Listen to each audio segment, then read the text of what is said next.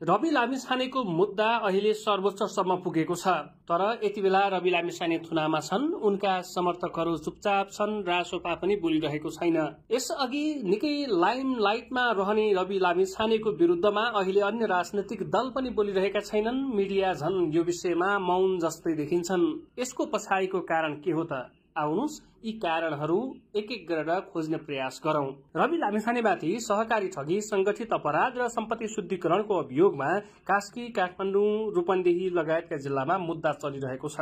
कास्की अदालतले सूर्यदर्शन सहकारी ठगी मुद्दामा उनलाई 65 लाख रुपियाँमा छाडेको थियो। काठमाडौँले स्वर्णलक्ष्मी सहकारी प्रकरणमा 60 लाख धरौटीमा छाड्यो। रूपन्देहीबाट उनी 1 करोड़ धरौटीमा रिहा भए, तर उच्च अदालत तुलसीपुरको बुटोल इजलासले उनलाई पूर्व पक्षका लागि थुनामा पठाउने आदेश दियो। यो आदेश विरुद्ध रवि लामिछाने सर्वोच्चमा पुगेका छन्। सर्वोच्चले रवि विरुद्धको सहकारी ठगी सम्बन्धी कसूर र संगठित अपराध मुद्दामा कागजात स्क्यानिङ गरी अपलोड गर्न आदेश गरेको छ। न्यायाधीश टेक प्रसाद ढुङ्गनाको एकल इजलासले उक्त मुद्दाको मिसिल संलग्न सम्पूर्ण कागजात स्क्यानिङ गरेर अपलोड गर्न जिल्ला अदालत रूपन्देहीका नाममा आदेश गरेको हो। आदेशमा भनिएको छ, प्रस्तुत मुद्दाको मिसिल संलग्न सम्पूर्ण कागजात स्क्यानिङ गरी सोको विद्युतीय फाइल समेत निर्माण गरी यो आदेश प्राप्त भएकोले 15 दिनभित्र सफ्टवेयरमा अनिवार्य रूपमा अपलोड गर्न भनी मुद्दा विचाराधीन रहेको रूपन्देही जिल्ला अदालतमा पत्राचार गर्नु भनिएको छ।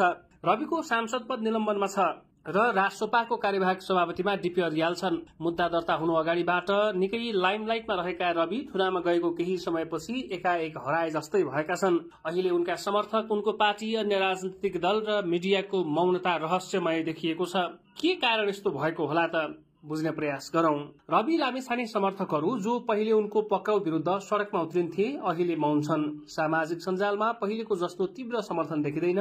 यसका सम्भावित कारण छन् नैतिक र कानूनी दबाव। रासोपाको विधानले भ्रष्टाचारको अभियोग लागेमा सदस्यता निलम्बन हुने उल्लेख गर्छ। लामिछानेमाथि गम्भीर अभियोग लागेपछि समर्थकहरूले उनको बचाउ गर्न नैतिक संकट महसुस गरेका हुन सक्छन्।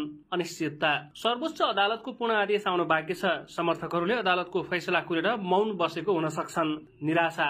लामिछानेको सेलिब्रिटी छवि र वैकल्पिक राजनीतिको नारा पहिले आकर्षक थियो, तर बारम्बारका विवादले समर्थकको उत्साह घटेको हुन सक्छ। सामाजिक सञ्जालमा केहीले यो मुद्दालाई राजनीतिक प्रतिशोध भने पनि यस्ता आवाज कमजोर बन्दै गइरहेका छन्। रासोपा पनि पछिल्लो समय रविको यो विषयमा केही बोलिरहेको छैन। किन त? केही सम्भावित कारण यस्ता हुन सक्छन्। नेतृत्व संकट। लामिछाने नै पार्टीको मुख्य चेहरा हुन्। उनको अनुपस्थितिमा कार्यवाहक सभापति अर्यालले ठोस नेतृत्व दिन नसकेको देखिन्छ। रणनीतिक चुप्पी। पार्टीले सर्वोच्च अदालतको फैसला कुरेर कानूनी लडाईँमा केन्द्रित भएको हुन सक्छ। आक्रामक प्रतिक्रियाले मुद्दालाई थप जटिल बनाउन सक्छ भन्ने डर पनि छ। आन्तरिक विभाजन। सामाजिक सञ्जालहरूमा चर्चा छ कि रासोपाभित्र लामिछानेको रणनीतिप्रति असन्तुष्टि बढ्दो छ। यो मौनता आन्तरिक संकटको संकेत पनि हुन सक्छ। अन्य दलका नेताहरूको मौनता। नेपाली कांग्रेस, नेकपा एमाले र नेकपा माओवादी केन्द्रका नेताहरूले लामिछानेको मुद्दामा पछिल्लो समय खासै बोलेका छैनन्। यसका निम्न कारण हुन सक्छन्। राजनीतिक रणनीति।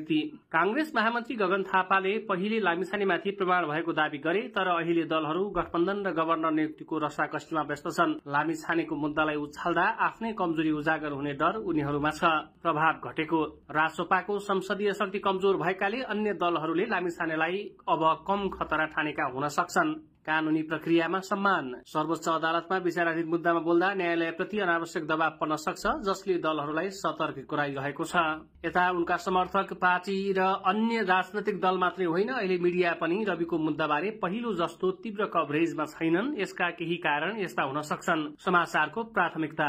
गभर्नर नियुक्ति, शिक्षक आन्दोलन र राजावादी प्रदर्शन जस्ता ठूला मुद्दाले मिडियाको ध्यान खिचेका छन्। दबाव र प्रभाव। लामिछानेको मिडिया पृष्ठभूमिका कारण केही मिडियाले उनको मुद्दालाई कम प्राथमिकता दिएको हुन सक्छ। खैर जे होस्, रवि लामिछानेको मुद्दा सर्वोच्च अदालतको अनिश्चिततामा छ। रासोपा समर्थक, रासोपा पार्टी, अन्य दल र मिडियाको मौनता, रणनीतिक चुप्पी, नैतिक संकट, राजनैतिक प्राथमिकता र विवाद अहिलेको विश्रामको मिश्रण हुन सक्छ। यो मौनताले रासोपाको भविष्य र लामिछानेको राजनैतिक करियरमाथि प्रश्न भने उठाएको छ। बाँकी सर्वोच्चको फैसला आएपछि सबै कुरा बाहिर आउने नै छ।